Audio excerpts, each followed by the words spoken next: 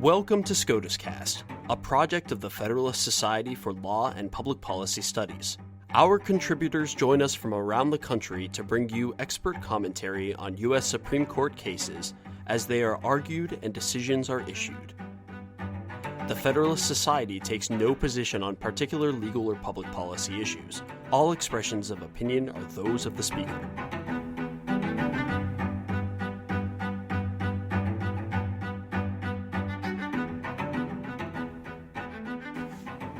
Thank you for joining us for this post-argument episode of SCOTUScast. I'm your host, Spencer Karen. On December 18, 2020, the Supreme Court heard oral argument in Henry Schein Inc. v. Archer & White Sales Inc. The question presented was whether a provision in an arbitration agreement that exempts certain claims from arbitration negates an otherwise clear and unmistakable delegation of questions of arbitrability to an arbitrator. The Fifth Circuit stated that an agreement that exempts certain disputes from arbitration does not clearly and unmistakably delegate arbitrability to the arbitrator for disputes that fall within the exception. Erika Birg, partner at Nelson, Mullins, Riley & Scarborough, LLP, joins us today to discuss this ruling.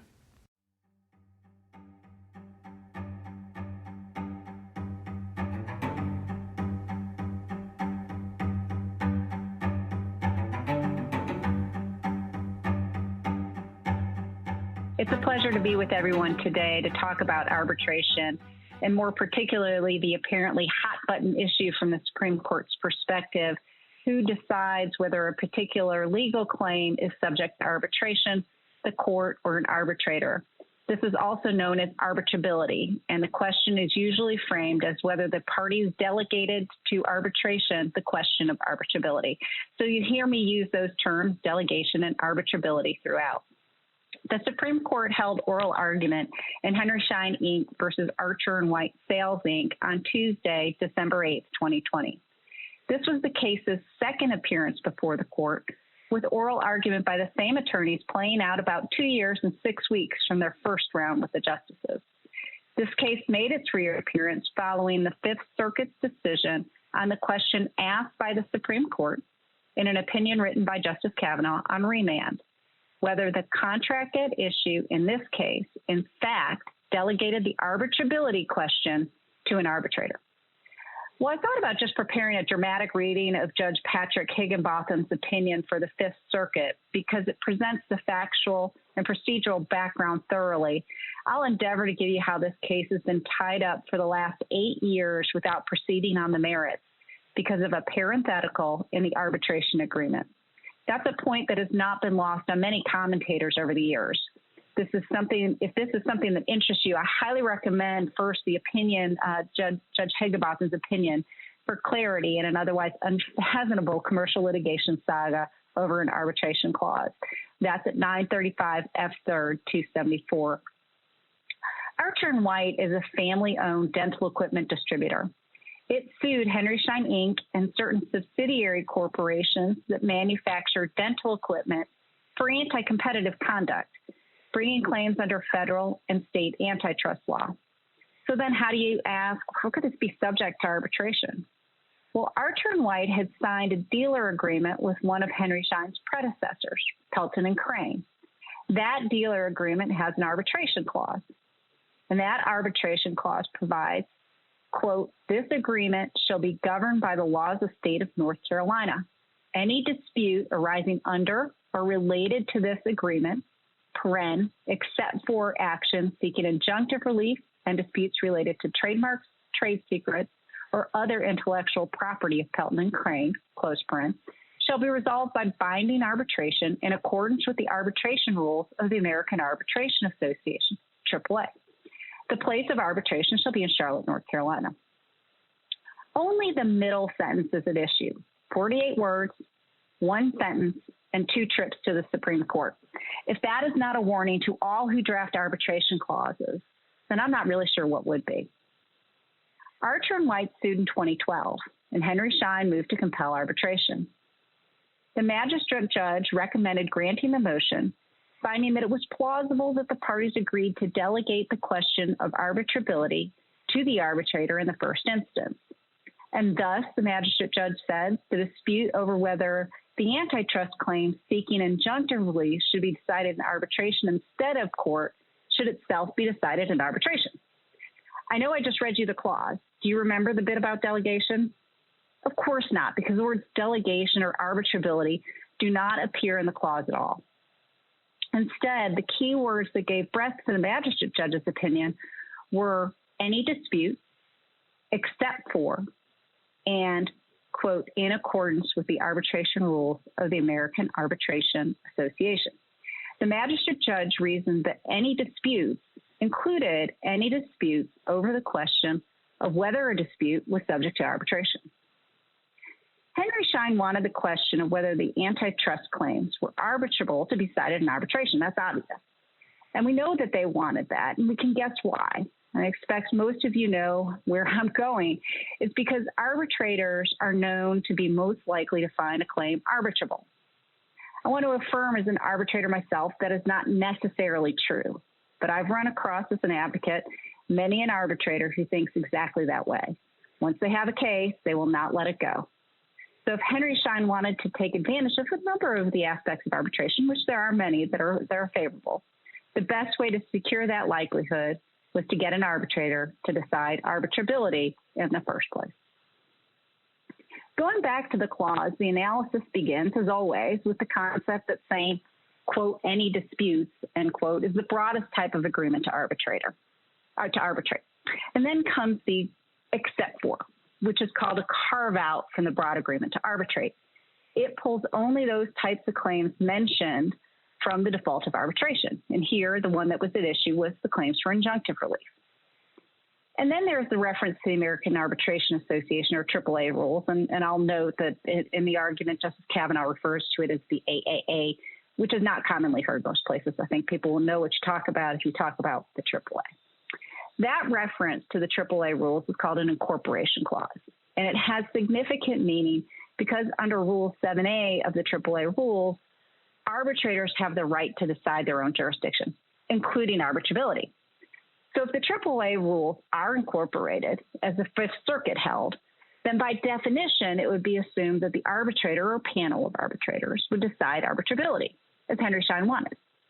That means that an arbitrator would decide whether the antitrust claims, specifically seeking injunctive relief, should be subject to arbitration. So we have the magistrate judge's decision 3 years later, accounting for some of the total 8-year history of the case. Judge Gilstrap in the Eastern District of Texas disagreed with the magistrate judge. Judge Gilstrap held that, quote, any disputes, end quote, did not include disputes about arbitrability of actions involving injunctive relief because of the carve-out. I'm going to largely skip discussion of the first round at the Supreme Court, in which the justices told the Fifth Circuit that they used the wrong standard. But on remand, the Fifth Circuit agreed with Judge Gilstrap that parties had not agreed to submit the question of arbitrability to the arbitrator because of the carve-out. Thus, the Fifth Circuit went on to decide arbitrability and found the claims not arbitrable. Not particularly surprising. But it goes on. Assuming that the incorporation of the AAA rules was a delegation of authority to the arbitrator to decide all arbitrability issues, the Fifth Circuit said that the carve-out here was a carve-out to that as well, meaning that the parties agreed to accept all claims within the carve-out from all arbitration, including whether the claim itself was within the carve-out. That decision was generally in line with decisions from the Supreme Court of Delaware and the Second Circuit, but contrary to decisions from the Ninth Circuit and the Supreme Court of Kentucky, and that's where the circuit split came up. Henry Schein, obviously very concerned about proceeding in court or in front of Judge Gilstrap, perhaps, petitioned for cert with this question: whether a provision in the agreement that exempts certain claims from arbitration negates an otherwise clear and unmistakable delegation of questions of arbitrability to an arbitrator. Archer and White called that question unworthy of review and filed a cross petition asking the court to answer these two questions instead. One, whether an arbitration agreement that identifies a set of arbitration rules to apply if there is an arbitration clearly and unmistakably delegates to the arbitrator disputes about whether the parties agreed to arbitrate in the first place. and 2, whether an arbitrator or a court decides whether a non-signatory to an arbitration agreement can enforce the arbitration agreement through equitable estoppel. The argument being Henry Schein, since it was coming through a predecessor, was not signatory. Henry Schein's petition was granted, and Archer White's petition was denied. I'm going to pause here because the framing of the questions had a fairly significant impact during oral argument. Because although Archer and White's petition was denied, Archer and White spent considerable time on its question number 1 in its brief, a fact that Henry Schein's counsel noted repeatedly during oral argument and was discussed most prominently during argument. I'd say most of the time was spent on this argument. Archer and White's proposed question number 2 was not discussed, most likely because it was not reached below is moot. Though if this case returns, it appears that that question may survive for Archer and White to raise another day. We may see a third round of this case at the Supreme Court. So talking about the incorporation issue, the AAA rules, whether reference in an arbitration clause to the AAA rules amounts to clear and unmistakable evidence of the parties' agreement to delegate the issue of arbitrability to the arbitrator has been answered by many courts below without a significant amount of dispute. Those courts say that incorporation of the AAA rules constitute, quote, clear and unmistakable, unquote, delegation of authority to the arbitrator to rule on her own jurisdiction, including the arbitrability of any claim. So it was rather interesting that Archer and White pressed on it, but certainly can understand as Henry Schein's question presented that as assumed, they assumed that to be true, and the Supreme Court has never answered the question directly before. Now was a pretty ripe opportunity to get a direct answer, given that Henry Schein was going to assume that it was answered as the Fifth Circuit did. But Archer and White's approach was met with a little bit of unfriendliness. Chief Justice Roberts certainly chided Archer and White's counsel, saying, quote, I wish you'd just leave the AAA rules out of it. I think that's what we tried to do when we denied cert on that question, close quote. But the attorney responded confidently, if in fact the delegation is in the AAA rules and the sentence says on its face that some disputes but not others are subject to the AAA rules, then there's no delegation. I have to admit, I kind of wanted to cheer for him at that point. And I'll detour for another second before coming back to the justice's questions. But one of the precedents much discussed during the case was First Options of Chicago Inc. versus Kaplan, 514 U.S. 938 of the 1995 case. And Chief Justice Roberts argued that case on behalf of the Kaplans, challenging the arbitrator's decision that the claim was arbitrable. The chief won with a finding from the court that his clients, the Kaplans, did not agree to arbitrate arbitrability. And that's where we actually get the, quote, clear and unmistakable, unquote, evidence standard. So if Henry Schein wins here, I'll be very interested to see how Justice Roberts rules and if he drafts or joins in one of those opinions. So going back to the point about incorporation, all was not lost for Archer and White on the point. Justice Barrett very much pressed Henry Schein's counsel on the question of incorporation. She asked whether they were enough to constitute that clear and unmistakable delegation of authority, particularly when there was the carve-out. By the sound of her question, she did not seem decided on the notion that mere reference to the AAA rules was sufficient to decide the question. And of course, she was not on the court at the time the petition for cert was granted. And I'm not alone, I think, in saying that one of the silver linings about the new form of the Supreme Court argument is hearing what Justice Thomas asked. His first question out of the box to the Henry Schein's counsel was geared towards helping him understand where the delegation clause existed. At first, I thought it was to challenge it, but in the end, I think it was intended to be a softball. In sum, Henry Schein's counsel responded that, quote, under ordinary principles of contract formation, the incorporation of a document suffices in order to render that document part of the contract. And that was the point he stuck with in answering all of the questions. But it did seem to trouble Justice Alito some. In his dialogue back with Archer and White's counsel, he acknowledged the problem created by not granting cert on Archer and White's question number 1 in the cross petition. Justice Alito said, assume we are not going to decide that question of the effect of incorporation of AAA rules. He says, quote, really, I don't know how to answer the question that we granted cert on, because it does seem to turn on the degree of delegation to the arbitrator of the power to decide whether the arbitrator can decide, sort of round robin. So it's hard to tell how he's going to come out here, but it was very clear problematic that they didn't grant cert. Turning back to the question as it was framed, it's interesting because it does assume that incorporation of the AAA rules, and it is assumed that it will be considered clear and unmistakable evidence of delegation, and that the parties wanted an arbitrator to decide arbitrability rather than a court. Personally, I think it's preposterous to think that most drafters have never read the AAA rules. So more than a dozen courts may disagree with me, but in reality, I don't think folks who are putting arbitration clauses in their operating agreements or commercial contracts understand that they are thereby having that delegation occur, and certainly their clients do.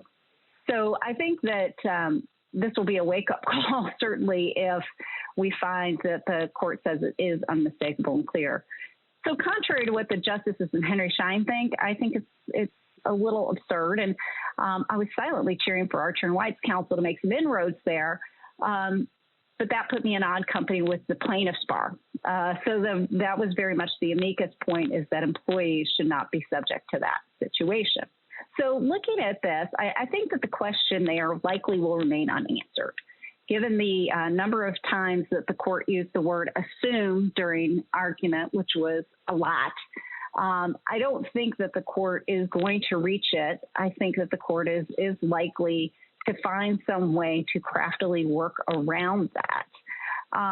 But I do think that Archer and White's gutsy move to argue a point on which cert wasn't granted paid off, because the justices definitely spent more time talking about that than they talking about the question that Henry Schein had wanted the court to focus on. So again, I think that very few drafters have ever contemplated this question, let alone discussed it with their clients. But I do hope that, I think it'll be ignored, that the court actually does get to that, so that drafters can be aware of this very important point, even if it might come out the other way than I might like.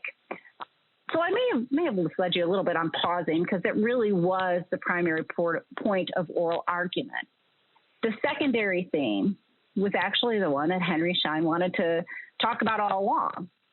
And that was, did the Fifth Circuit err because it failed to apply the presumption in favor of arbitrability once it found that the AAA rules were otherwise a clear and unmistakable delegation of the question of arbitrability to arbitration? And this was the issue, because Henry Schein's point was that the Fifth Circuit was right up to the point when it decided arbitrability. It erred when it did not give a presumption in favor of arbitration. So the Fifth Circuit had ruled that the claim wasn't arbitrable, and they said that they should have, Henry Schein was saying he should have found it was. Although several justices discussed this, Justice Kagan took it up. She really took presumptions and wanted to talk about them. And she framed it sort of this way. First, we have the presumption in favor of arbitration, and that's the one Henry Schein wanted to do. And then she said, second is the exception to that presumption for matters dealing with arbitrability, which is to presume that the court is to decide those matters unless there's this clear and unmistakable evidence. And then she said, Henry Schein's trying to add a third, and that is if there's any evidence of delegation, such as reference to the AAA rules, then there should be a presumption that the parties meant to delegate all arbitrability questions to the arbitrator instead of the court. She understood Henry Schein's argument to be that if there is any evidence of a decision to arbitrate arbitrability, then it should be as to all claims, even carved out claims, because it would not make sense to do partial delegations of decision-making on arbitrability, some to the court and some to arbitration. The Henry Schein's counsel says it's just not workable. Nobody does that. In rebuttal to that point, Henry Schein's counsel came back and said, if a court is faced with deciding whether a party intended to delegate a decision regarding arbitrability to the arbitrator, then the court should apply this presumption in favor of arbitrability rather than in favor of the court making the decision. Justice Alito clearly was dubious about the origin of the so-called presumption in favor of arbitrability. He asked Henry Schein's attorney for the basis, saying, where does the federal policy that produces a presumption in favor of arbitrability come from? Counsel, like many arbitration practitioners would, admitted that the court itself has never provided an explanation. It sort of came out sua sponte. He wound through a potential answer, leading through some labor law decisions, never talking about legislative history, but generally, he just came up with a guess. There was no basis for the presumption that can be discerned from the court's precedent. Justice Gorsuch picked up on Justice Alito's point, asking why courts shouldn't just apply the law as written, which is following normal contract rules and trying to discern the parties' intentions. At that point, Henry Schein's counsel made what I thought was a rather odd reference to an article by Dean Cox, noting that parties do not focus on arbitrability when drafting an arbitration clause, my point to you earlier. But then he retreated back to his untethered, quote, strong federal policy in favor of arbitration, end quote. But he admits it's of unknown origin. So Justice Gorsuch went back, and he focused on the statutory language. So we may see something here on that point. So those were the two hot-button issues. One, delegation, which is not likely to be answered but assumed. And two, the applicability of presumptions in favor of arbitration, which likely will be answered, but probably in multiple opinions. In the end, I see little chance of the Fifth Circuit being reversed, given the contract language and the lack of clear intent to arbitrate claims that are carved out from arbitration in spite of the AAA incorporation clause. However, the court may approach it.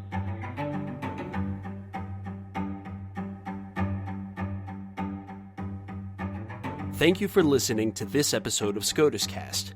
SCOTUScast is a project of the Federalist Society, a not-for-profit educational organization of conservative and libertarian law students, law professors, and lawyers, founded upon the principles that the state exists to preserve freedom, that the separation of governmental powers is central to our Constitution, and that it is emphatically the province and duty of the judiciary to say what the law is, not what it should be. Don't forget to subscribe to our podcast series, including SCOTUScast and Practice Group podcasts, on iTunes or Google Play. For an archive of past podcasts, as well as audio and video of past Federalist Society events, please visit our website at fedsoc.org/multimedia. That's fedsoc.org/multimedia.